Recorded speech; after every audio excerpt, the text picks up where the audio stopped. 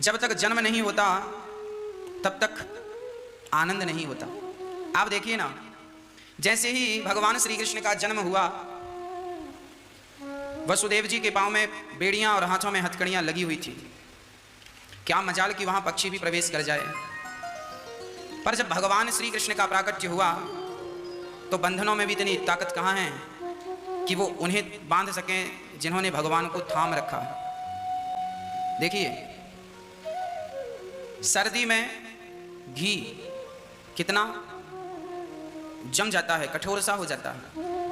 नारियल का तेल सर्दियों में ऐसा जमता है कि उंगली डालने पर उंगली धंसती नहीं।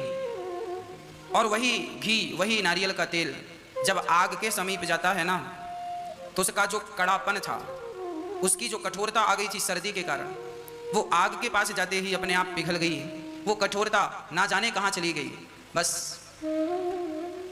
जैसे घी को आग के पास ले जाने से, मोम को आग के पास ले जाने से वो पिघल जाता है, उसी प्रकार जब जीवात्मा भगवान की तरफ बढ़ता है, भगवान की ओर बढ़ता है, तो उसके पाप भी, समस्त पाप पिघल पिघल करके सब बिखर जाते हैं, समाप्त हो जाते हैं।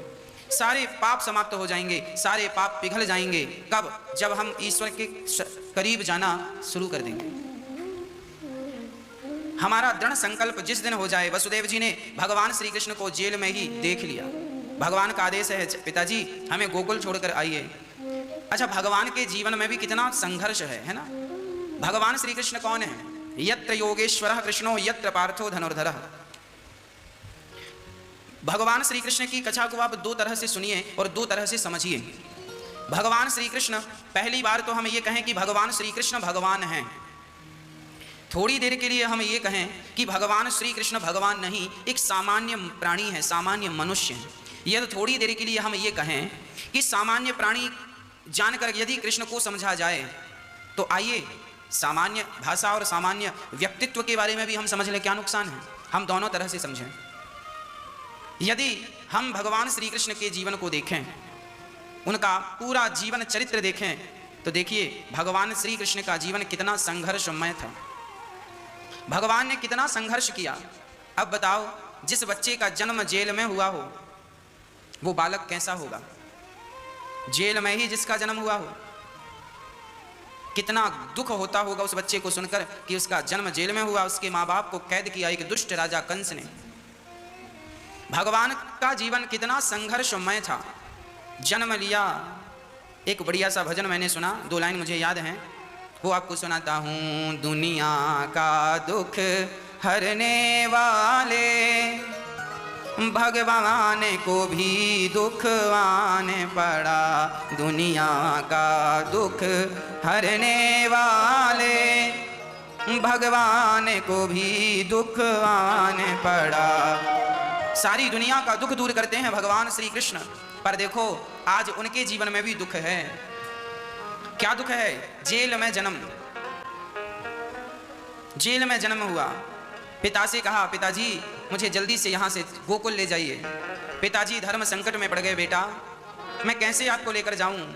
पर वसुदेव जी, आपका जो बेटा है, वो बेटा स्वयं भगवान आपके बेटे बनकर आए हैं। जो लोग भगवान श्री कृष्ण पर रत्ती भर संदेह करते हैं, जो भगवान श्री कृष्ण को ये कहकर बुलाते हैं कि ये कोई भगवान नहीं है, अरे भगवान श्री कृष्ण के जन्म ने ही ये सिद्ध कर दिया कि वो भगवान है। कैसे? भगवान का जन्म हुआ, पांव में बेड़ियां और हाथ में हथकड़ियां वसुदेव जी को थीं। श्री कृष्ण को लेकर चले तो अपने आप वो हथकड़ियां, अपने आप वो बेड़ियां खुल गईं। एक सज्जन ने हमसे कहा, महाराज जी, उन्होंने एक बाबा जी का नाम लेकर बताया, बोले फलाने बाबा जी ने पानी से दिया जला दिया। उन्होंने कहा कि हमने चमत्कार सुना तो हम उनके पुजारी बन गए। हमने कहा तुमने किसी एक बाबा के बारे में ये सुन लिया कि उन्होंने पानी से दिया जला दिया, तो तुम उनके पीछे पड़ गए। जरा हमारे श्याम सुंदर के चमत्कार सुनो। उनके एक चमत्कार नहीं, हमारे कन्हैया के तो लाखों चमत्कार हैं। पहला चमत्कार ये हुआ कि जन्म लिया जेल में, वसुदेव और देवकी माँ को बेड़ियाँ थीं, हथकड़ियाँ थीं। जन्म लिया, अपने आप वसुदेव जी की हथकड़ियाँ, बेड़ियाँ, दरवाजे सब खुले। जितनी बाधा और जितना बंधन था, सारा का सारा बंधन मुक्त हो गए श्री वसुदेव जी। जब हम ईश्वर को धारण कर लेते हैं, जब ईश्वर के बताए मार्ग पर चलते हैं, तो संसार का हर बंधन हमें छोड़ दिया करता है। हम बंधन से मुक्त हो जाया करते हैं। कब? जब हम ईश्वर के बताए रास्ते पर चलते हैं।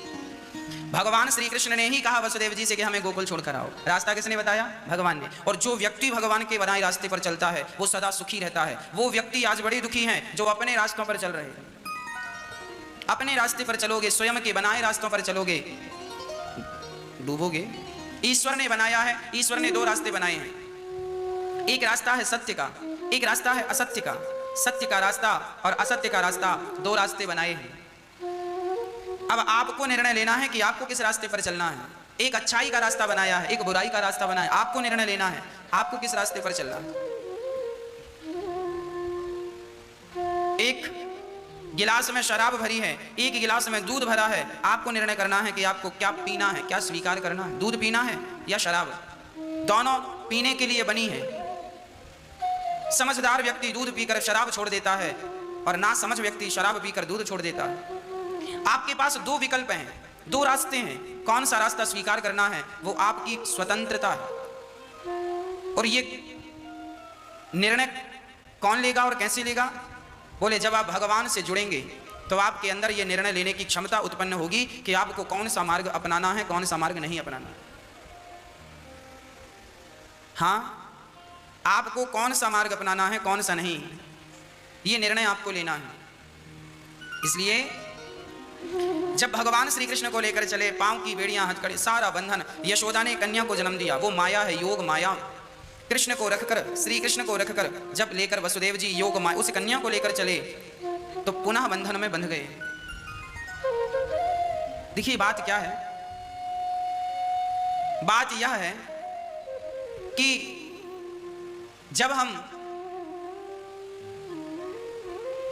हम भगवान को लेकर चलते हैं, भगवान मतलब अच्छे विचार, सत्य का मार्ग ही ईश्वर है, अच्छे विचार ही ईश्वर है। जब अच्छे विचारों को, अच्छे संस्कारों को हम लेकर आगे बढ़ते हैं तो अपने आप हमारे जीवन में आनंद, सुख, संपदा, धन, धान्य अपने आप बढ़ता ही चला जाता है।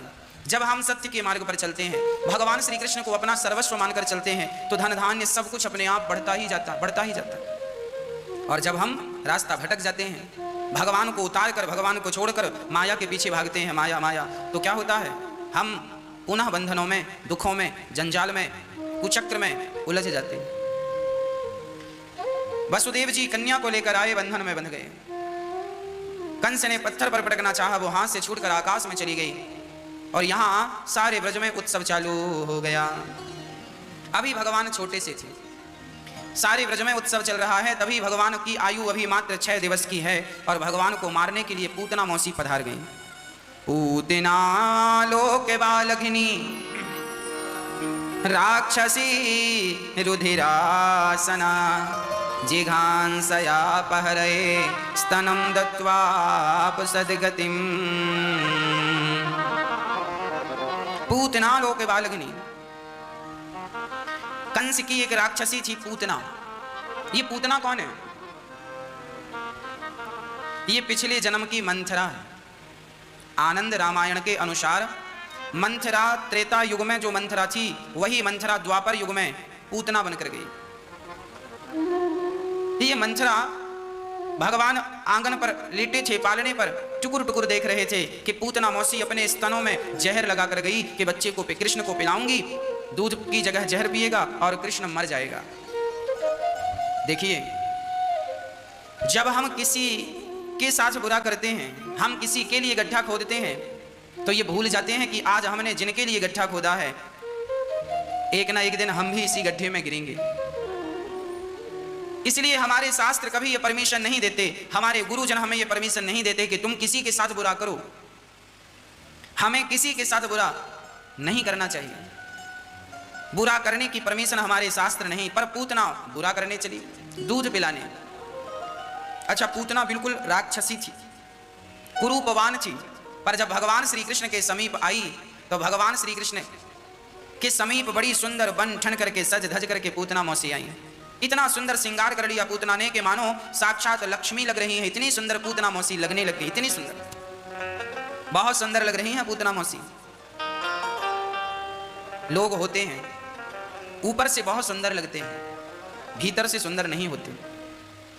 पूतना मौसी जब बाहर से सुंदर बनकर के बन ठन सज धज कर गई और कृष्ण को मारने गई, तो भगवान श्री कृष्ण ने देखते ही, पूतना को देखते ही अपने दोनों नेत्रों को बंद कर लिया, नेत्रों को मूंद लिया। भगवान श्री कृष्ण ने अपने दोनों नेत्र बंद कर लिए। जब नेत्र बंद किए तो किसी ने भगवान से कहा, प्रभु आपने पूतना को देखकर अपने नेत्र क्यों बंद कर लिए? भगवान ने कहा, देखते नहीं हो, इसका तन बड़ा सुंदर है पर मन में कपट भरा है। भगवान कहते हैं, जिसका तन सुंदर होता है और मन में कपट भरा होता है, वो मुझे मारने आई है बड़ी सुंदर बनकर। जिसके भीतर कपट भरा होता है, भगवान कहते हैं, वो मेरे सामने आकर खड़ा भी हो जाए तो मैं उसे देखना पसंद नहीं करता, क्योंकि मुझे तो निर्मल मन वाला व्यक्ति चाहिए। जिसके अंदर निर्मलता है, सहजता है, सरलता है, वो तो भगवान को प्राप्त कर लेता है, और जिसके अंदर सहजता नहीं है, वो भगवान को कई जन्म में भी प्राप्त नहीं कर पाता। सरलता हो, सहजता हो तो भगवान मिलने में देर कहाँ लगती है। वृंदावन की एक घटना मुझे स्मरण आ गई। एक बार वृंदावन में एक गुरुजी बड़ी सुंदर कथा सुना रहे थे। यमुना उस पार से दो स्त्रियां वृंदावन में सब्जी बेचने आया करती थी। दोनों का नाम था, एक का नाम था मंगला, एक का नाम था सुमंगला। मंगला और सुमंगला दोनों सब्जी की टोकरी सिर पे रखकर आती और रोज वृंदावन में सब्जी भाजी बेचती और यमुना के तट पर जाती, घर से अचार और रोटी लेकर आती, यमुना के तट पर पेड़ की छांव में बैठकर अचार रोटी खाती, यमुना जी का जल पीती और बड़े आनंद के साथ नाव में बैठ करके जो भी उसका भाड़ा किराया था नाव का देकर और अपने घर चली जाया करती थी वृंदावन के पास यमुना के उस पार की। पर कभी उन्होंने भगवान श्री कृष्ण का नाम सुना ना था, भक्ति क्या होती है कभी जानी ना थी, केवल अपना गुजारा करती थी, पेट भरना जानती थी, बड़ी सहज थी। झूठ बोलना तो मानो उन्होंने जाना ही नहीं था कि क्या है, कपट क्या होता है मंगला सुमंगला समझती नहीं थी कि कपट क्या होता है। आज तक उन्होंने झूठ नहीं बोला था, उनके अंदर कपट रत्ती भर नहीं था, जैसी बाहर से थी वैसे ही भीतर से थी। बड़े प्रेम से मंगला और सुमंगला। एक दिन क्या हुआ, वृंदावन आई सब्जी बेचने। आज उनकी सब्जी जल्दी बिक गई। जब सब्जी जल्दी बिकी तो उन्होंने देखा कि जहां वो सब्जी बेचने गई थी वहां एक बढ़िया कथा चल रही थी। मंगला ने कहा, सुनो सुमंगला, सब्जी तो जल्दी बिक गई है, घर जाकर भी क्या करेंगे, ये गुरुजी कथा सुना रहे हैं, चलो कथा सुन लेते हैं। तो सुमंगला ने कहा, बहन मंगला, ये कथा क्या होती है? मंगला बोली, बहन सो तो मुझे भी नहीं पता कि कथा क्या होती है, पर चलो सब लोग कहते हैं कि कथा हो रही है, सो चलो हम सुन लेंगे क्या होती है, हम भी जान लेंगे कथा क्या होती है। तो मंगला और सुमंगला दोनों अपने सब्जी की टोकरी द्वार पर किनारे रखकर दोनों कथा में गईं और सबसे पीछे जाकर के पांडाल में बैठ गईं और दोनों बड़ी श्रद्धा से कथा सुनने लगी। कथा में गुरुजी सुना रहे थे। गुरुजी कह रहे थे कि जिसने भगवान से प्रेम नहीं किया उनका जीवन बेकार है। गुरुजी कथा में कह रहे थे, जिनका प्रेम कृष्ण के चरणों में नहीं हुआ उनका जीवन बेकार है। अरे भगवान को नहीं देखा तो फिर क्या देखा, भगवान को नहीं पाया तो फिर क्या पाया। गुरुजी बड़े प्यार से भगवान की चर्चा सुना रहे थे। भगवान को प्राप्त कर लेना ही जीव मात्र की, मनुष्य मात्र की सार्थकता है। गुरुजी कथा में कह रहे थे, आप सबको पता है इस धरती में आपका जन्म क्यों हुआ है? अरे भगवान को पाने आए हो, भगवान को खोजने आए हो, पर यहाँ आप केवल अपना पेट भरने में लगे हो, पैसा इकट्ठा करने में लगे हो, भूल गए कि आने का उद्देश्य क्या था। जब गुरुजी ने इस तरह से कथा में समझाया और सुनाया तो मंगला और सुमंगला दोनों बड़ी प्रभावित हुई। मंगला ने कहा, बहन सुमंगला, देखो गुरुजी ने क्या कहा। गुरुजी ने कहा है कि भगवान कृष्ण के चरणों में प्रेम नहीं हुआ तो जीवन बेकार है। तो सुमंगला ने कहा, बहन मंगला, तो क्या हमारा जीवन बेकार हो जाएगा? क्या हमारी जिंदगानी बेकार चली गई? मंगला ने कहा, लगता तो ऐसा ही है। दोनों अब कथा चल रही थी, पर मंगला सुमंगला को नदी पार जाना था, यमुना पार जाना था, तो वो कथा से उठ करके चली गई। पर दोनों आपस में यही चर्चा करती गई, बहन तू बता, कभी तूने कृष्ण को देखा है, भगवान को देखा है? मंगला बोली, बहन मैं तो तेरे साथ रहती हूँ, भला मैं कहाँ देखती हूँ भगवान को।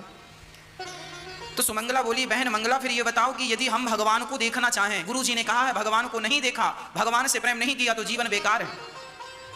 तो सुमंगला ने कहा, ये बताओ फिर भगवान मिलेंगे कहाँ, कहाँ मिलेंगे?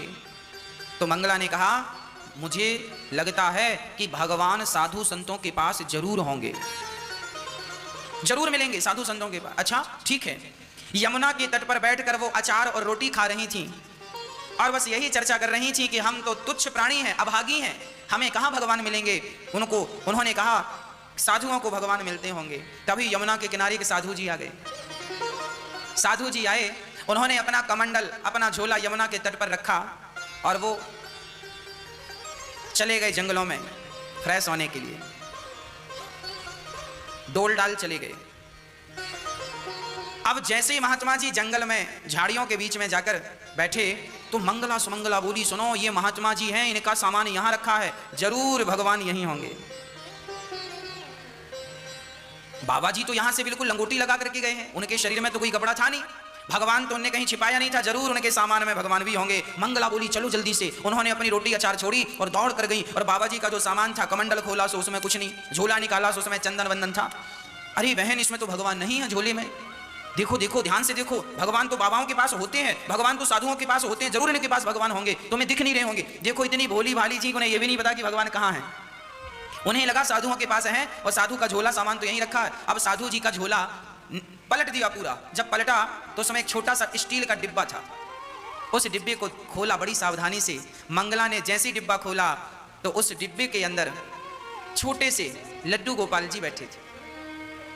लड्डू गोपाल जी को देखकर सुमंगला बोली, बहन मिल गए भगवान, देखो ये भगवान, ये बैठे हैं भगवान। मंगला रोने लगी, अरे बहन रोती क्यों है, भगवान का दर्शन हो गया, यही भगवान है।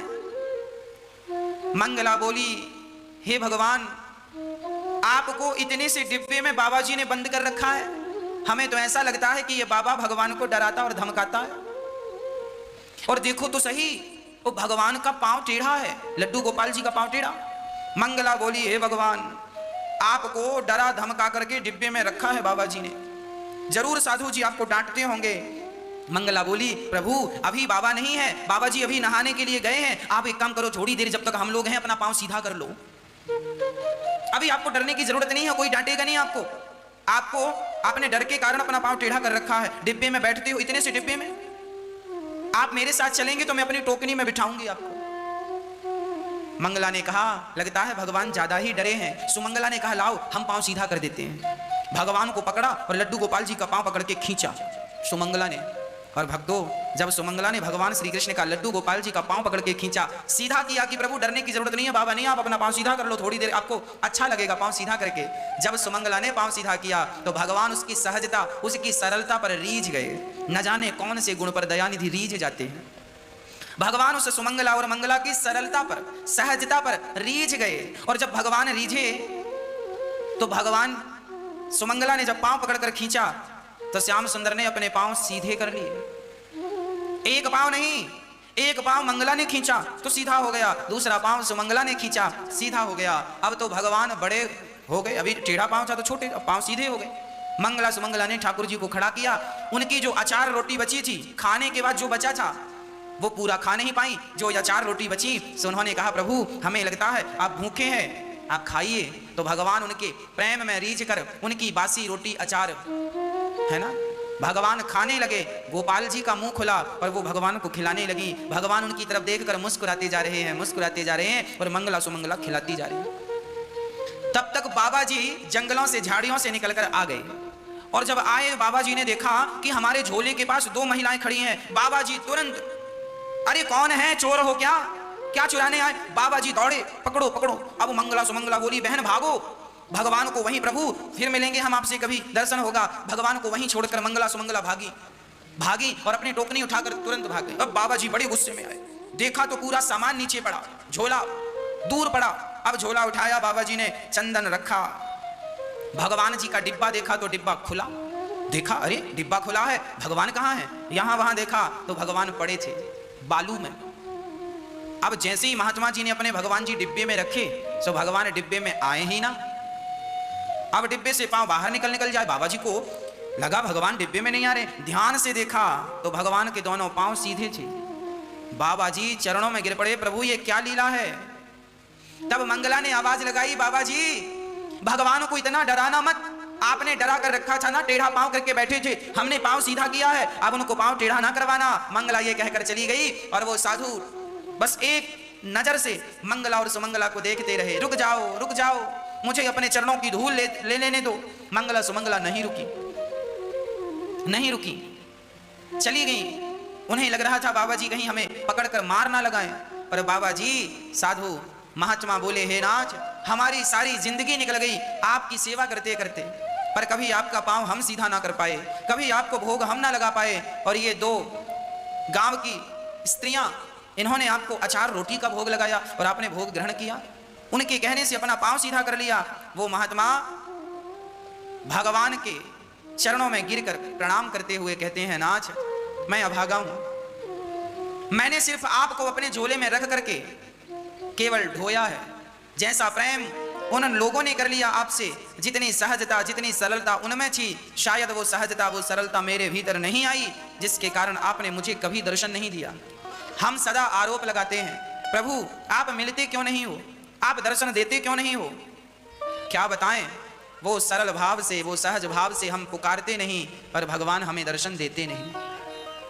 मंगला सुमंगला वहां से चली गई। दूसरे दिन फिर सब्जी लेने के लिए आई और सब्जी बेचकर वो फिर जाने लगी, तो उनकी सब्जी आज जल्दी बिकी। आज वो फिर कथा में बैठ गई और मंगला सुमंगला ने फिर बड़े भाव से कथा सुनी। आज कथा में गुरु जी ने कहा कि राधे श्याम जपोगे तो भव सागर से पार हो जाओगे। भव सागर से पार होना हो तो केवल आपको जपना है, केवल राधे श्याम। आपको जपना है केवल राधे श्याम, केवल राधे श्याम, राधे श्याम, राधे श्याम, राधे श्याम, राधे श्याम, राधे श्याम जपो, पार हो जाओगे। मंगला सुमंगला ने कहा बहन, गुरुजी कह रहे हैं कि राधे श्याम जपो पार हो जाओगे। तो मंगला ने कहा, हम लोग रोज उस पार से यमुना से इस पार उस पार रोज आते जाते हैं, हमारे 25 पैसे तो रोज खर्च हो जाते हैं। हम भी अब राधे श्याम जपेंगे और हम भी बिना पैसे दिए पार लग जाया करेंगे। आज वो जब कथा सुनकर गई तो वो दोनों मंगला सुमंगला आंख बंद करके गुरु के वचनों पर विश्वास करके दोनों केवल यही कह रही हैं, राधे श्याम, राधे श्याम, राधे श्याम, राधे श्याम। जब राधे श्याम उन्होंने कहा, सचमुच वो यमुना को चल करके उन्होंने पार कर लिया।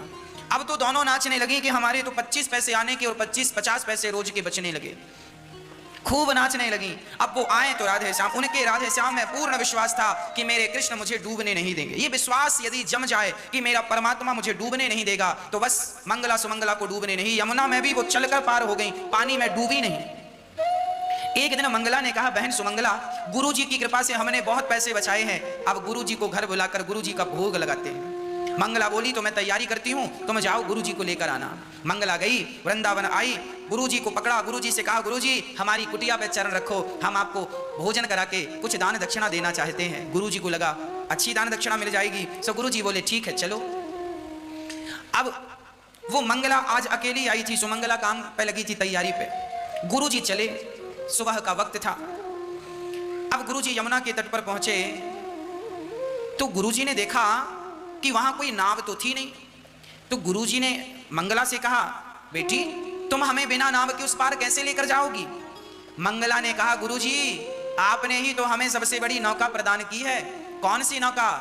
गुरुजी हम जैसे रोज पार होते हैं। अच्छा, मंगला को लगा कि जब हम इनकी चेली होकर पार कर लेते हैं तो हमारे गुरुजी तो गुरुजी हैं। तो अब मंगला यमुना के तट पर, वहां पे नाव तो थी नहीं, वो दूसरे घाट से जाती थी, गुरुजी को वहीं से ले जाने लगी, क्योंकि नाव का घाट अलग था और अब उनको तो नाव की जरूरत थी नहीं। तो वो मंगला राधे श्याम जपती और वो पानी में जाकर खड़ी हो गई। पलट कर देखा तो गुरुजी किनारी खड़े हैं। अब आवाज आ, गुरुजी आओ राधे श्याम आओ, राधे श्याम आओ। अब गुरुजी को लगा हो सकता है कि ये बहुत गरीब है, शायद नाव का खर्चा उठा नहीं पाएगी, तो जहां पानी कम है वहां से मुझे ले जाना चाहती है। तो गुरुजी ने अपनी धोती ऊपर की और पांव रखा, उनको लगा यहां पत्थर होंगे और ये पत्थर में खड़ी है। और गुरुजी ने जैसे ही पांव रखा तो गुरुजी कमर तक पानी के भीतर, गुरुजी पानी में डूब गए। अब जैसे ही आवाज आई तो उसने पलट कर देखा, और पलट कर देखा सो गुरुजी पानी में कमर तक डूबे हुए। अब वो दौड़ कर आई, पानी में चल रही है राधे श्याम। अच्छा, वो भी नाम जपना नहीं छोड़ रही है, क्योंकि नाम के बल पर ही तो खड़ी है, नाम जपना छोड़े सो वो भी डूब जाए। अब वो नाम नहीं छोड़ रही है, वो जप रही है राधे श्याम और आई गुरुजी के पास। अब गुरुजी आश्चर्य, हे भगवान ये तो पानी में चल रही है। गुरुजी समझे कि ये कोई चुड़ैलन है, क्योंकि पानी में कोई इंसान कैसे चलेगा। अब उसने गुरुजी का हाथ पकड़ लिया, मंगला ने हाथ पकड़ा और वो हाथ पकड़ के ले जाने लगी। और जब ले जाने लगी, गुरुजी समझ गए यहाँ कोई पत्थर वत्थर नहीं है, बड़ी गहरी यमुना है। अब वो समझ गए ये पानी में चल रही है। अब गुरुजी थर थर कांपने लगे, छोड़ दो छोड़ दो, अरे बेटी छोड़ छोड़, हमने क्या बिगाड़ा है तेरा, तू हमें कहाँ मारने ले जा रही है। अब गुरुजी ने प्यार से समझाया, वो बस यही कहे राधे श्याम राधे श्याम राधे श्याम। गुरुजी समझ गए हे भगवान बीच यमुना में ले जाकर छोड़ेगी और हमसे तैरना भी नहीं आता। अब गुरुजी ने थोड़ी धमकी दी, सुन मेरा बेटा पुलिस में है, यदि तूने हाथ नहीं छोड़ा जेल में डलवाऊंगा। हाँ क्या बिगाड़ा है हमने तेरा, हमें यमुना में क्यों डुबाना चाहती है। अब वो कुछ ना कहे, बस यही कहे राधे श्याम राधे। जब गुरुजी हाथ छुड़ाने लगे तब उस मंगला ने कह दिया, इन नामों का जाप किया जाए, सच्ची श्रद्धा हो मंगला सुमंगला। जब भगवान की भक्ति उन्होंने की, स्वयं भगवान कृष्ण ने प्रकट होकर मंगला सुमंगला को दर्शन दिया। भक्तों, भगवान का मिलना कठिन नहीं है, हमारा सरल हो जाना बड़ा कठिन है। हम लोग सरल नहीं हो पाते। यदि हम सरल हो जाएं तो क्या ईश्वर को पाना कठिन है। हम कहते हैं कि आप अपना कपट छोड़ दो ईश्वर मिल जाएंगे, तो क्या आपसे कपट छूटता है? नहीं ना। तो फिर बताओ हम कैसे योग्य होंगे उस परमात्मा को देखने के। हम कहते हैं झूठ त्याग दो, क्या आपसे झूठ त्यागा जाता है? त्यागा जाए तो अच्छी बात है। ये सब चीजें मैया जी भैया जी मेरी माँ, यही बंधन है।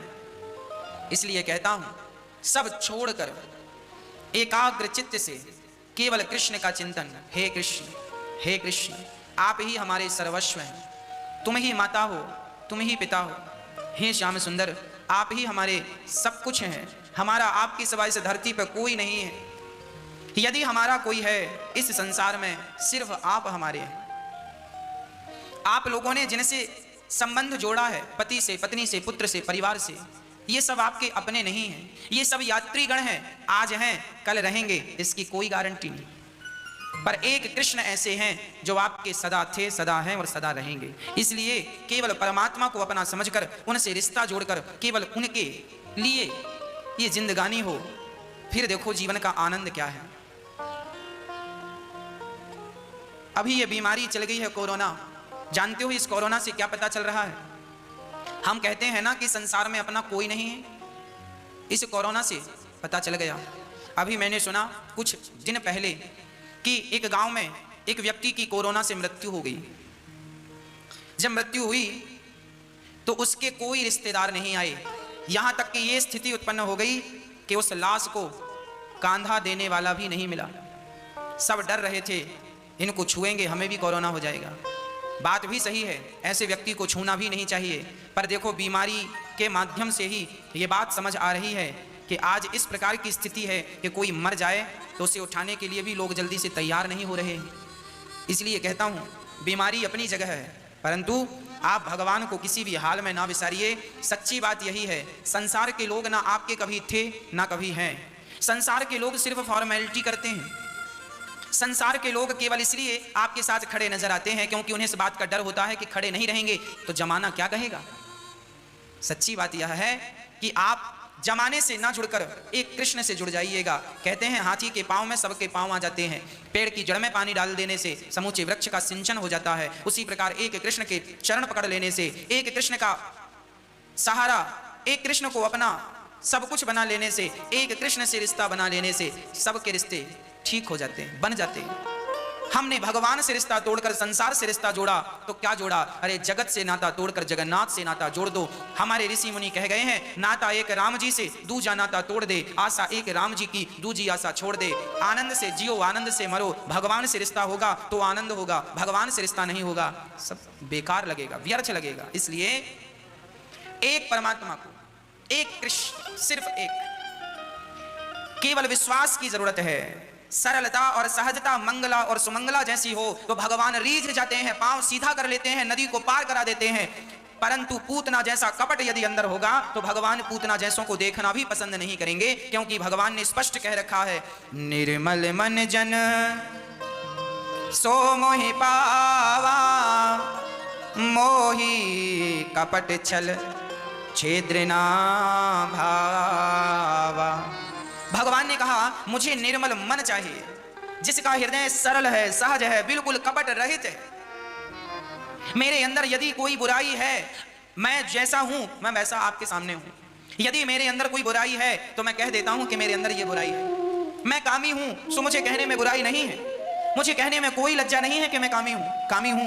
कह देता हूं अपने श्याम सुंदर से, प्रभु मेरे अंदर भी वासनाएं, दुर्वासनाएं बहुत हैं और ये बहुत परेशान करती हैं। हे श्याम सुंदर, इन बुराइयों को, काम जैसी बुराई, वासना जैसी बुराई को मैंने बहुत कोशिश की कि इसे समाप्त कर दूं, पर ये मेरे वश की नहीं है। जब तक आपकी कृपा ना हो इन्हें जीता नहीं जा सकता। मेरे भीतर लोभ कूट कूट के भरा बहुत बड़ा लोभी हूं। इन बुराइयों को मैं अपने बल से दूर नहीं कर सकता। हे गोविंद, आपकी कृपा के बल पर दूर हो सकती हैं। मेरे अंदर लोभ भी है, मेरे अंदर गलतियां हैं, मैं कामी हूं, लोभी हूं, मैं अहंकारी भी हूं, मुझे अहंकार भी आता है। हे नाथ, मैं अहंकार को अपने वश में नहीं कर सका, पर मुझे विश्वास है कि आपकी कृपा हुई और आप चाहेंगे तो ये अहंकार मुझे परेशान बिल्कुल नहीं करेगा। ये हमारी इंद्रियां, हमारे विषय हमें बहुत परेशान करते हैं। हे नाथ, मैं तो हार गया हूं इन सब से और हार कर आपके चरणों में आकर पड़ा हूं। बस आपकी कृपा हो तो इन बुराइयों में आप थोड़ा सा ब्रेक लगाएं। नहीं, मुझसे तो ब्रेक लगता नहीं है। कपट क्या है? कपट यही है, मैं कामी हूं पर मैं ये स्वीकार ही नहीं करता कि मैं कामी हूं। सारे लोग ब्रह्मचारी बने रहते हैं, सारे लोग बिल्कुल साफ सुथरे बने रहते हैं बाहर से कि हम बहुत अच्छे हैं, पर भीतर से वही गंदगी भरी पड़ी है। अरे गंदगियां हैं तो उन्हें स्वीकार करने में बुराई क्या है? कह दो ना प्रभु के सामने, जमाने से ना कहो पर भगवान से तो अपनी स्पष्टता कह दो। हे नाथ, मैं कामी हूं, मैं क्रोधी हूं, मैं लोभी हूं, मैं अहंकारी हूं। एक नहीं नाथ, दो नहीं प्रभु, 1,00,000 बुराइयां मुझ में भरी हैं, लाखों बुराइयां। इस संसार में कितने कितने कितने धूल के कण हैं, इस संसार में कितने धूल के कण हैं, शायद गिनती हो सकती है, पर मेरे अंदर बुराइयां कितनी हैं उनकी गिनती नहीं हो सकती प्रभु, अनगिनत बुराइयां हैं। अब ऐसे बुरे इंसान को आप जैसा कृपालु, आप जैसा दयालु ही स्वीकार कर सकता है। मैं तो पतित हूं, कोई पावन करेगा तो कन्हैया सिर्फ आप मुझे पावन कर सकते हैं। इसलिए मैं आपके दर पे पड़ा हूं, आपका होकर रहना चाहता हूं। इसलिए आप सबसे प्रार्थना करता हूं, रोज सुबह कहा करो कि प्रभु मुझ में ये बुराई है, इस बुराई को आप ठीक कीजिए, मुझसे ठीक नहीं हो रही है। कपट क्या है? हमारे में बुराई है पर हम उसे स्वीकार नहीं करते, इसी का नाम कपट है। और भगवान ऐसे लोगों को देखना भी पसंद नहीं करते। आप हनुमान जी जब भगवान श्री राम से मिलने गए तो हनुमान जी ब्राह्मण का रूप बनाकर गए, हनुमान जी पंडित जी बनकर गए और हनुमान जी समझ गए ये मेरे मर्यादा पुरुषोत्तम भगवान श्री राम है। राम जी के चरणों में हनुमान जी गिर गए, पर राम जी ने हनुमान जी को अपने हृदय से नहीं लगाया। और जब हनुमान जी अपने बंदर के रूप में आए तो राम जी ने उठाकर सीने से लगा लिया, मानो भगवान ये कहना चाहते हैं तुम बंदर हो तो बंदर बनकर ही मेरे सामने आना, तुम बंदर हो पर पंडित जी बनकर खड़े हो, तुम्हारे अंदर कपट है, मैं तुम्हें स्वीकार नहीं करूंगा। जब हनुमान जी कपट का रूप त्याग करके और जब अपने बानर रूप में आते हैं तो भगवान हृदय से लगा लेते हैं, तुम जैसे हो बुरे हो ना। एक वैश्या थी, वो वैश्या एक दिन कथा हो रही थी तो कथा के सुंदर से शब्द उस वैश्या के कान में पड़ गए और उसे अच्छा लगा, तो थोड़ी देर के लिए वो वैश्या भी कथा में बैठ गई। और कथा में गुरुजी सुना रहे थे कि भगवान के चरणों में प्रेम हो जाए तो जीवन सुधर जाए, सवर जाए। अरे जीवन का सबसे बड़ा श्रृंगार है ईश्वर के प्रति प्रेम हो जाना, ईश्वर के चरणों में, कृष्ण के चरणों में प्रेम हो जाना। वैश्या ने जब सुना तो बहुत घबराई कि हे राम, मैंने तो संसार के लोगों से प्रेम किया है, भगवान से तो किया नहीं। अब वो रोज भगवान के मंदिर जाती और मंदिर के अंदर ना जाती, इसलिए कि मैं वैश्या हूं, मैं अंदर जाऊंगी तो शायद कोई रोक देगा कि तू वैश्या है, मंदिर क्यों आई है। वो डर के कारण मंदिर नहीं जाती, पर रोज सीढ़ियों में जाकर बैठती और बढ़िया बैठकर भगवान से प्रार्थना करती है, प्रभु मैं वैश्या हूं, मैं वैश्या हूं, शरीर बेचना, पैसा कमाना ये मेरा काम है। हे नाथ, मैं बहुत बड़ी पापनी हूं, अभी तक मैंने 1000 पुरुषों का संग किया होगा, हजारों पुरुषों का संग किया होगा। हे नाथ, मुझे पता है कि मुझे जैसे पापियों का आपके चरणों में कोई स्थान नहीं है, पर फिर भी नाथ जैसी हूं आपकी हूं। जब वो वैश्या ऐसी प्रार्थना करके और जब जाती तो क्या हुआ, जब उसके अंत का समय आया ना तो अंतिम समय में भी वो भगवान से यही कह रही थी, हे नाथ, माना कि मैं पापनी हूं पर आप भी तो दयालु हैं। हे नाथ, हे श्याम सुंदर, मुझ पापी पर दया करो, मुझ अभागी पर दया करो। जब ये कहा तो उसकी दिव्य ज्योति, शरीर छूटा, उसकी दिव्य ज्योति निकली और उसे भगवान ने अपने बैकुंठ में उस वैश्या को स्थान दिया। उसे नरक नहीं मिला। क्यों नहीं मिला? क्योंकि वो वैश्या थी और वो स्वीकार करती थी कि हाँ मैं ऐसी हूं। अब वो वैश्या थी और अपने आप को सती सावित्री कहलाए, ये कपट हो जाता। और ऐसे कपटियों को भगवान कभी देखना भी पसंद नहीं करते। इसलिए तुम जैसे हो वैसे ही भगवान के चरणों में चले जाना, गलती स्वीकार कर लेना और भगवान से कहना, नाथ ऐसी शक्ति देना कि अब ये गलतियां, ये अपराध मुझसे ना हो। भगवान जरूर देखेंगे, भगवान उन पर जरूर कृपा करते हैं, उनको जरूर अपने चरणों में स्थान देते हैं जो निष्कपट है, निष्कपट है। इसलिए आपसे मेरी एक छोटी सी विनती और प्रार्थना है, आप अपने भीतर का कपट जरूर दूर कर दीजिए, साफ सफाई कर लीजिए, अपने मन को निर्मल कर लीजिए और भगवान के चरणों में दृढ़ विश्वास रखिए। यदि विश्वास है तो उदास मत रहिएगा, भगवान जरूर आपको पार लगाएंगे। जब विश्वास रखता है जीवात्मा तो भगवान उसके विश्वास को तोड़ते नहीं हैं। मत हो न मन बावे का विश्वास है तो परमात्मा दूर नहीं है। भगवान के चरणों में केवल विश्वास होना चाहिए, केवल विश्वास। यदि हम विश्वास के साथ भगवान का नित्य चिंतन करें, नित्य स्मरण करें, कोई बाधा नहीं है जीवन में।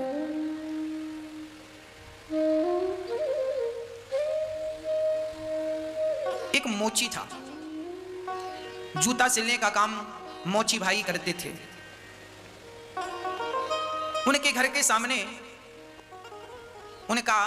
उनके आंगन में एक छोटा सा गड्ढा था। उस गड्ढे में एक सुंदर सा कमल खिला हुआ था। तभी वहां से कोई राजा की सवारी निकली और उस राजा ने उस कमल के पुष्प को देखा। राजा ने मोची को बुलाया, भैया ये कमल हमें बड़ा अच्छा लगा, आगे हम एक संत जी के दर्शन करने जा रहे हैं, बड़े तपस्वी भगवत प्राप्त संत हैं, हम उनके चरणों में ये पुष्प चढ़ाना चाहते हैं, बताओ तुम इसका क्या मूल्य लोगे? मोची ने कहा, आप ही बताएं, आप इसका क्या मूल्य देंगे? राजा ने कहा, मैं 5 स्वर्ण मुद्रा देता हूं। मोची को लगा एक कमल की 5 स्वर्ण मुद्रा। मोची को लगा जरूर इस कमल में कोई खास बात है। मोची ने कहा, ना मैं इतने कम दाम में नहीं दे सकता। राजा ने कहा, कोई बात नहीं, 100 स्वर्ण मुद्राएं ले लो। मोची को लगा एक कमल की 100 स्वर्ण मुद्राएं, जरूर इस कमल को उन संत जी के चरणों में चढ़ाने का जरूर कोई बड़ा फल है। मोची ने कहा, मैं इतने में भी नहीं देता। राजा ने कहा, कोई बात नहीं, मैं तुम्हें 1000 स्वर्ण मुद्राएं देता हूं। मोची ने कहा, ना अब मुझे बेचना ही नहीं। राजा ने कहा, मैं तुम्हें 1,00,000 स्वर्ण मुद्राएं देता हूं, ये कमल का पुष्प मुझे दे दो। मोची ने कहा, राजा साहब मैं इसे बेचना ही नहीं चाहता। राजा ने कहा, 2,00,000 स्वर्ण मुद्राएं ले लो। मोची ने फिर वही जवाब दिया, मैं इसे बेचना ही नहीं चाहता। जिस कमल के लिए आप 2,00,000 देने को तैयार हैं, वो कमल ऑलरेडी विधाता ने मुझे दे रखा है। यदि आप इस कमल के पुष्प को संत के चरण में चढ़ाकर अपने आप को गौरवान्वित महसूस कर सकते हैं, तो आज ये गौरव मैं प्राप्त करना चाहूंगा। वो मोची भाई स्वयं उस कमल को तोड़कर राजा के आगे आगे चल पड़े। एक संत बहुत दिव्य, उन संत के पावन चरणों में मोची ने यह कमल समर्पित किया। संत ने मुस्कुराते हुए मोची को देखा और मोची को देखकर कह दिया, वाह बेटा, इस धरती पर तुम्हारे जैसा धनवान कोई नहीं है। मोची ने कहा, गुरुजी मैं तो बड़ा गरीब हूं, जूता सिल करके अपना गुजारा करता हूं, और आप कह रहे हैं कि मेरे जितना धनवान कोई नहीं है। मोची ने कहा, ये राजा साहब यहाँ के राजा बड़े धनी हैं। संत ने कहा, ना ये राजा धनी नहीं है, ये राजा बेचारा तुम्हारे घर का लगा हुआ एक छोटा सा कमल भी तो ना खरीद सका। इस राजा की औकात एक कमल का पुष्प खरीदने की भी नहीं है, और तुम जिसके पास कल की रोटी नहीं है, वो 2,00,000 स्वर्ण मुद्राएं छोड़ दे। इतना बड़ा त्याग बड़े बड़े साधु महापुरुषों में भी नहीं है जो तुम जूता सिलने वाले मोची में है। इसलिए मैं कहता हूं, तुम्हारे जितना अमीर कोई नहीं। मोची प्रसन्न हो गया, कहने लगा, गुरुदेव अभी मैंने केवल कमल आपके चरणों में चढ़ाया है, अब मैं अपने आप को आपके चरणों में सौंप रहा हूं। जैसे ही शिष्य ने गुरु के चरणों में आत्मसमर्पण कर दिया, उसी क्षण गुरुदेव ने अपना हाथ रख करके, हस्तवर रख करके और उनके अंदर का अज्ञान नष्ट कर दिया, और वह मोची दिव्य संत बन गया। ऐसी दिव्यता आई मोची में कि वो दिव्य साधु होकर के समाज का कल्याण करते हुए अंत में भगवत प्राप्त संत हो गए, स्वयं भगवान को प्राप्त कर लिया। और त्याग का प्रचार किया समाज में, संसार को रास्ता बताया। सुख चाहते हो तो त्याग करना सीख लो, दुख चाहते हो तो संसार में आसक्त बने रहो। त्याग ही सबसे बड़ा सुख है, इसलिए त्याग दो सब चीजें, बाहर से नहीं भीतर से त्याग रहे। माना कि ये 10 लाख रुपए है, माना कि है तो कमल की गुलाब की पंखुड़ी, पर माना कि ये 10 लाख रुपए हैं, हमने ये 10 लाख रुपए पकड़े हैं, हम इसे पकड़ के रखें, परंतु इसे हाथ से ही पकड़ें, इसे मन से ना पकड़ लें। कुछ लोग पैसे के लिए रोते हैं, बिलखते हैं, परेशान रहते हैं। क्यों? क्योंकि इन्होंने पैसे को शरीर से नहीं पकड़ा, इन्होंने पैसे को मन से पकड़ लिया है। और कहता हूं कि मन से भगवान को पकड़ना, संसार की हर वस्तु को अपने शरीर से पकड़ना, शरीर से कुछ भी पकड़ लो, पर मन भगवान के चरणों में, उनके चरण पकड़ने के लिए। इसलिए बाहर से आप संसार को पकड़ के रखो, पर भीतर से भगवान से जुड़े रहो। बाहर से व्यवहार कुशल बनो और भीतर से भगवत भक्त बनो। और हम लोग उल्टा करते हैं, हम लोग भीतर से संसार में जुड़े हैं और बाहर से भगवान की पूजा पाठ आरती इत्यादि हम दिखावा भी कर लेते हैं, है ना। इसलिए कपट रहित जीवन हो। भगवान पूतना को देखकर नेत्र बंद करते हैं, क्योंकि कपट भरा है। पूतना ने श्याम सुंदर को उठाया, स्तनपान कराया, थोड़ा सा जहर था, जहर भगवान को पिलाया, भगवान ने जहर पिया, दूध पिलाया, ठाकुर जी ने दूध पिया, जहर खत्म, दूध खत्म। अब पूतना के प्राण बचे, भगवान पूतना के प्राण पीने लगे। पूतना चिल्लाई, बालक छोड़ दो, छोड़ दो। भगवान बोले, मौसी जी हम जल्दी से पकड़ते नहीं और पकड़ लेते हैं तो फिर कभी छोड़ते नहीं है। यहाँ पकड़ने की भरपूर व्यवस्था है, छोड़ने की व्यवस्था नहीं है। भगवान कभी किसी को छोड़ते, एक बार एक तो भगवान पकड़ते नहीं, और पकड़ लें तो टेढ़े टांगे वाले तेरे महिमा निराली। ये टेढ़ी टांग वाला कन्हैया जिसको पकड़ता है, एक तो जल्दी पकड़ते नहीं है, और पकड़ लें तो जल्दी से छोड़ते नहीं। पूतना के स्तन पकड़कर भगवान ने जब दूध पिया, भगवान ने पूतना के प्राणों को पी लिया। पूतना धड़ाम से गिरी। पूतना का भगवान ने पूतना की वह गति की जो मां कौशल्या, मां यशोदा की। भगवान ने पूतना और अपनी मां पर कोई अंतर नहीं समझा। ये भगवान की दृष्टि, भगवान के प्यार करने में भी प्यार है और भगवान के दंड देने में भी प्यार है। भगवान राम ने दशरथ जी को जो गति प्रदान की, वही गति रावण को प्रदान की। अपने पिता को जहां भेजते हैं राम, रावण को भी वहीं भेजते हैं राम। मतलब हम लोग समझते हैं कि राम रावण में दुश्मनी थी, रावण दुश्मन मानता था राम को, पर राम रावण को दुश्मन नहीं मानते थे। राम तो समझा रहे थे, रावण समझ जा, सीता को वापस कर दे, मैं नहीं मारूंगा। पर जब वो दुश्मनी भाव से भजता रहा तो भगवान ने भी फिर मार करके उसकी सदगति की। जितनी कृपा राम ने विभीषण पर की, उतनी ही कृपा राम ने रावण पर की। राम सबकी गति। एक बार कोई भगवान की शरण में चला जाए, कितना भी पापी हो, सन्मुख हो ही जीव मोहि जबहि, जन्म कोटि अघना सही तबहि। उसी क्षण तत्क्षण भगवान की प्राप्ति हो जाती है, ईश्वर की प्राप्ति हो जाती है। भगवान ने पूतना का उद्धार किया है।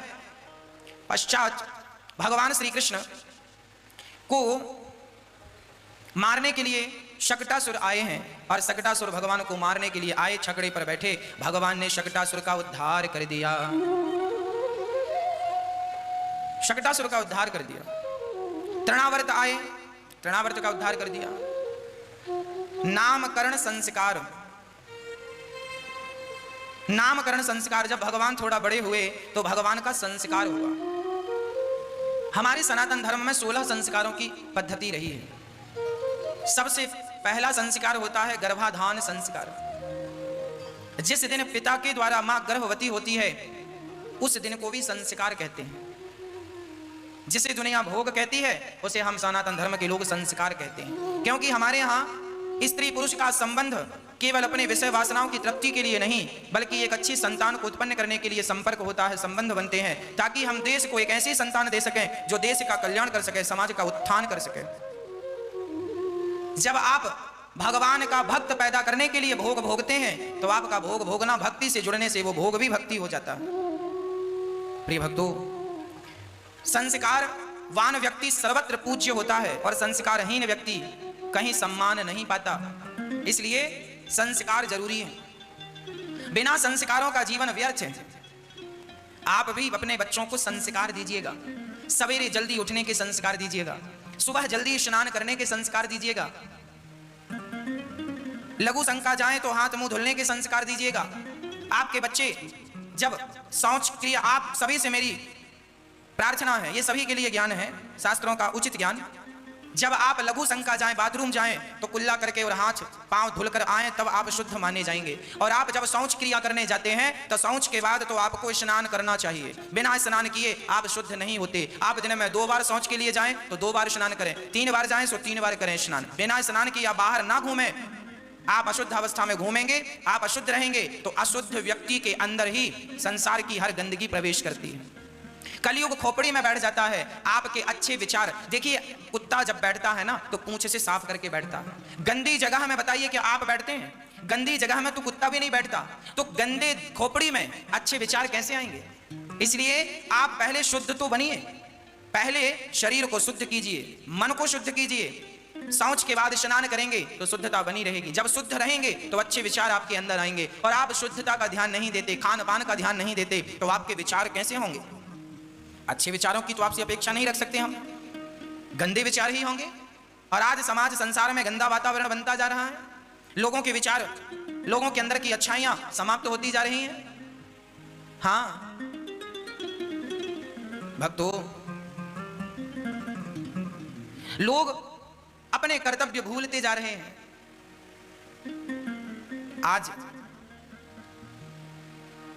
इस विषम परिस्थिति में हमने सुना, जब 2012 में जब केदारनाथ में त्रासदी हुई थी, बादल फटा, 2012 या 13 की घटना।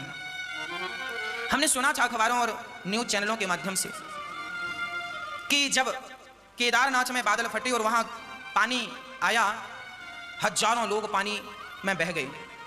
पानी में लोग ही लोग उतरा रहे थे, तैर रहे थे। हजारों लोगों की जानें चली गईं।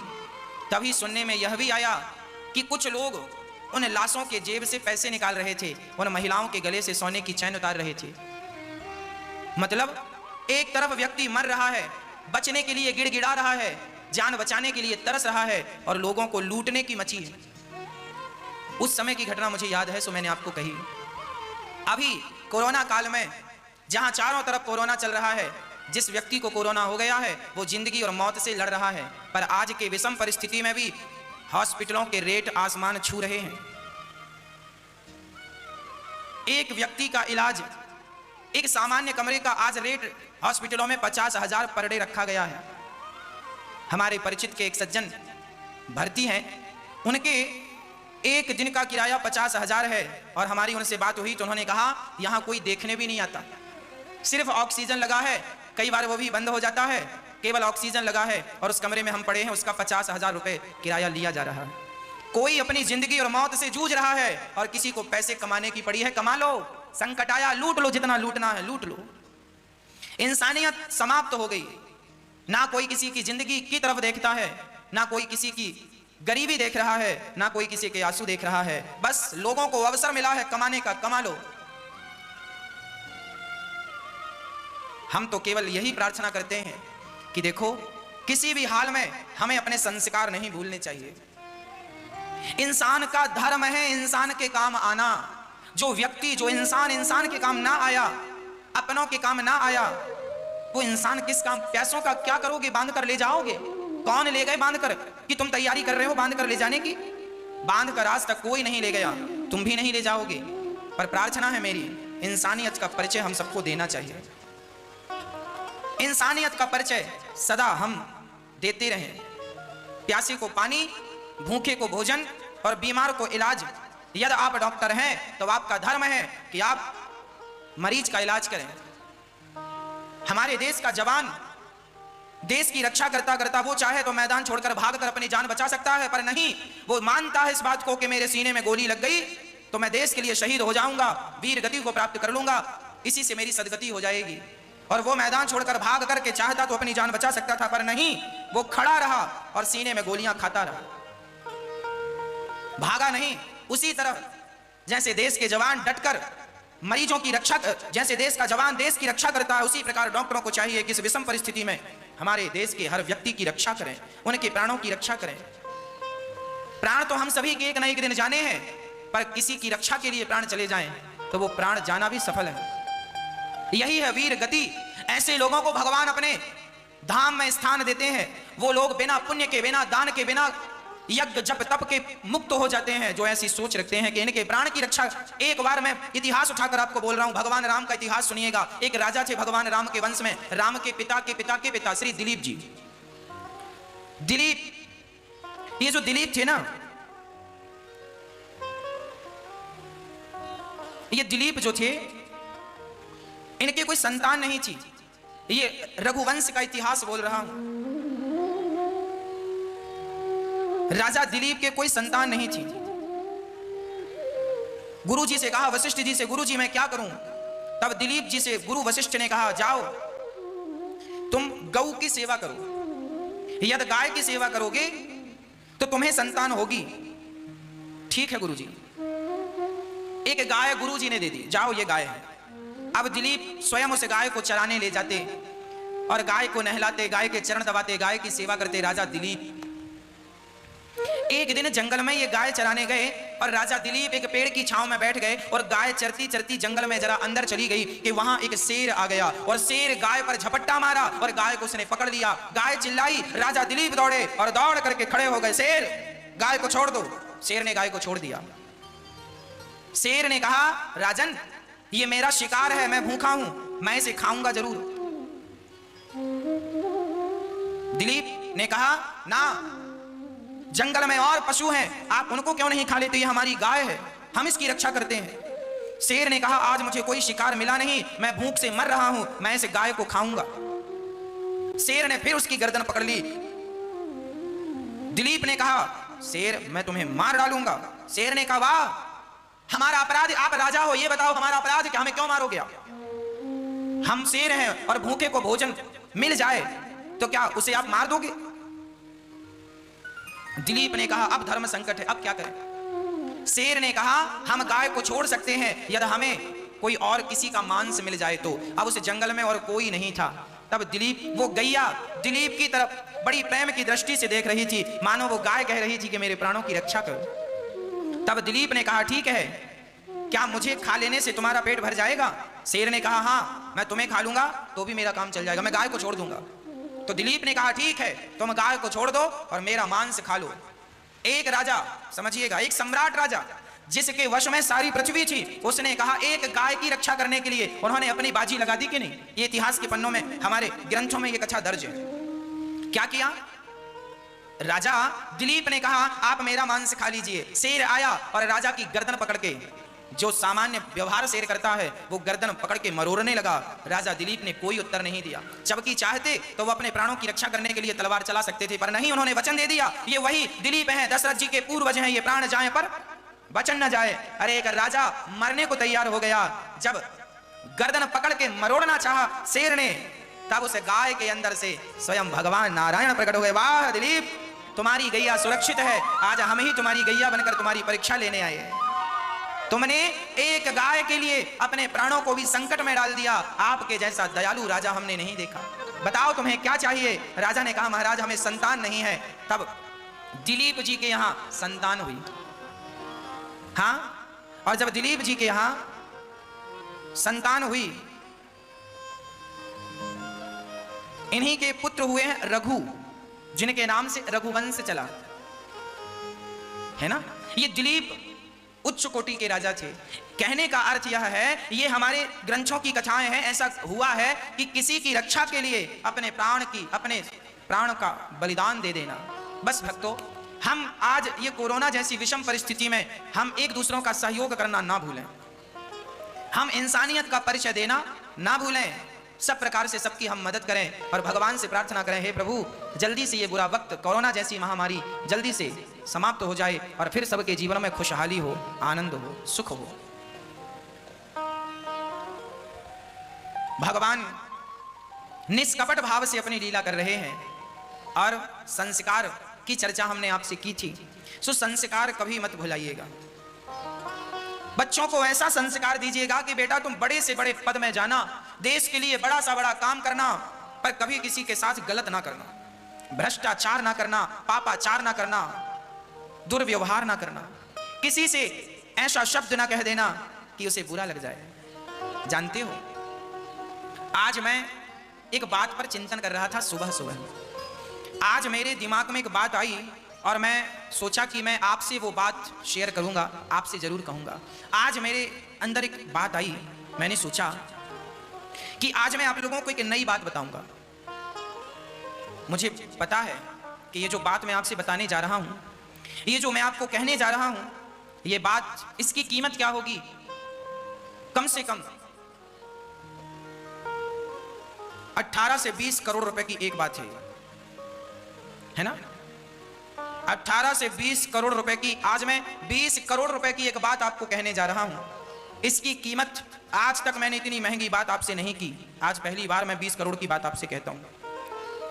बात ऐसी है, ये बात आपकी समझ में आ जाए और आप इसे फॉलो कर लें तो समझ लेना कि आपके पास 20 करोड़ प्रॉपर्टी है, 20 करोड़ की संपदा है। वो बात यह है कि हम आज और आज से लेकर हमेशा, हम जब भी किसी से बात करें तो हम यही सोचकर बात करें कि हमारी इनसे आखिरी बातचीत हो रही है। जब हम ये सोचकर आपसे बात करेंगे कि हमारी आपसे आखिरी बातचीत हो रही है, तो हम आपसे गलत बात नहीं करेंगे। हमें पता चल जाए कि हमारी आपसे ये आखिरी बातचीत है, तो हम आपसे क्या गलत बात करेंगे? क्या आप हमसे गलत बात करोगे? जब भी आप अपनों से बात किया करें, जब भी आप किसी से बात किया करें, तो माइंड में ये बात सेट कर लें कि ये हमारी और आपकी आखिरी वार्ता है। इसलिए इस बात में ऐसी बात कर लो, ऐसी आत्मीयता से बात कर लो, ऐसे प्यार से बात कर लो कि उस व्यक्ति के जाने के बाद ये ना कहना हो हमने ये क्यों कह दिया था और ये क्यों ना कह सके। किसी पता नहीं इस समय कौन आज है और कौन कल नहीं रहेगा, इसकी कोई गारंटी नहीं है। इसलिए आप ऐसी बात किया करो और ये बात हमेशा के लिए याद रखना। आज से आप अपना व्यवहार बदल दीजिए। प्रत्येक व्यक्ति से ऐसी बात करो कि ये आपके जीवन की आखिरी बात। बहुत प्यार से मिलो, बहुत प्यार से बात करो। ऐसा कोई शब्द ना कह देना कि उसके हृदय को घात पहुंचा दे, कष्ट दे दे। शब्द संभाल के बोलिए, शब्द के हाथ ना पाओ। एक शब्द औषधि करे और एक शब्द करे घाव। अरे भैया, जब दुकान खुलती है तभी पता चलता है कि दुकान हीरे की है या कोयले की। जब आपकी जिह्वा खुलती है, जब मुंह खुलता है, तो ही पता चलता है कि आप कितने संस्कारी हैं। इसलिए आप अपने अच्छे संस्कारों का परिचय अपनी वाणी से दीजिए। सबका दिल प्रसन्न कीजिए, किसी का दिल ना दुखाइए। कोई हमें गालियां भी दे रहा है तो हमें ये समझ के चुप हो जाना है कि हमारी और इसकी ये आखिरी मुलाकात है। यदि इसकी प्रसन्नता गाली देने में है तो चलो, हमें गाली देकर आप अपना हृदय प्रसन्न कर लो। हमें पता है कि हमारी और आपकी आखिरी मुलाकात है। इसलिए गाली देना चाहते हो ना, तो गाली दे दो। इसलिए कहता हूं, प्यार से रहो, मिलजुल के रहो, किसी से नफरत ना हो, किसी से घृणा ना हो। आज के बाद आप किसी से बात करेंगे, अपने दोस्त से, अपनी पत्नी से, अपने पति से, अपने परिवार से, अपने किसी भी सदस्य से आप बात करेंगे, बहुत मीठी बात करेंगे, बहुत प्यार से बात करेंगे, अच्छे शब्दों का प्रयोग करेंगे। ये सोचकर बात करेंगे कि बस ये आखिरी बात। ये याद रखना है। भगवान करे आप सबकी आयु लंबी हो, पर ये बात दिमाग में सेट कर लोगे कि ये आखिरी बात है, तो आप चाह कर भी गलत शब्द नहीं बोलोगे। गलत शब्दों का प्रयोग तब होता है, गलत बातें तब होती हैं जब आप ये सब चीजें भूल जाते हैं। इसलिए इन बातों को याद रखिएगा। माइनर बातें, छोटी छोटी बातें हैं, जिंदगी बदल देती हैं, स्वभाव बदल देती हैं, व्यवहार बदल देती हैं। दो बातन को भूल, यह बात गोस्वामी तुलसीदास जी ने भी वर्षों पहले लिख दिया है। दो बातन को भूल मत, जो चाहे कल्याण। नारायण एक मौत को, दूजे श्री भगवान। मौत को याद रखो और भगवान को याद रखो। पता नहीं मौत कब आ जाए, इसलिए सबके साथ अच्छा व्यवहार करो और भगवान का चिंतन इसलिए करो, पता नहीं मौत कब आ जाए। कर पाए ना कर पाए, इसलिए हर श्वास में भगवान का चिंतन हो। हर बात अच्छी हो, बुरी बात ना हो। भक्तों, ये संस्कार है। आप अपने बच्चों को बोलने के संस्कार दीजिए, सुबह जल्दी उठने के संस्कार दीजिए, माँ बाप के चरण दबाने के संस्कार दीजिए, माँ बाप के चरणों को धुलने के संस्कार दीजिए। माँ बाप, आजकल के बच्चे अपने माँ की सेवा नहीं करते, आजकल के बच्चे अपने माँ के चरण दबाने में शर्माते हैं। माँ, आपसे प्रार्थना करता हूं, जब आप अपने माता पिता के पांव दबाओगे तो बच्चे देखेंगे कि मेरे पिताजी मेरे दादाजी के पांव दबा रहे हैं, तो उनके अंदर भी पांव दबाने के संस्कार पैदा होंगे, उत्पन्न होंगे। आज के बच्चे माँ बाप के पांव दबाना तो भूल ही गए। 100 में से 95% बच्चे माँ बाप के पांव नहीं दबाते, सिर्फ 5% बच्चे आज माँ बाप के पांव दबाते हैं। उन 5% में आप हैं, क्योंकि आप दबाते हैं तो ठीक है, नहीं दबाते तो माँ और पिता के पांव जरूर दबाया करो। माँ के चरणों की सेवा से ईश्वर प्रसन्न होते हैं। हाँ, जैसे आपके बच्चे की कोई तारीफ करे जैसे आपके बच्चे को कोई प्यार करे, अरे बच्चे को कोई प्यार करता है ना तो माँ बाप बड़े प्रसन्न होते हैं, मेरे बच्चे को प्यार कर रहे हैं। जैसे कोई बच्चे को प्यार करे तो उसके माँ बाप सहज में प्रसन्न होते हैं, उसी प्रकार जब कोई जीव मात्र की सेवा करता है तो भगवान सहज में प्रसन्न हो जाते हैं। भगवान प्रसन्न होते हैं कब? जब आप जीव मात्र की सेवा करते हैं तब। सबकी, माता की, पिता की, दीन दुखियों की, जरूरतमंदों की सेवा।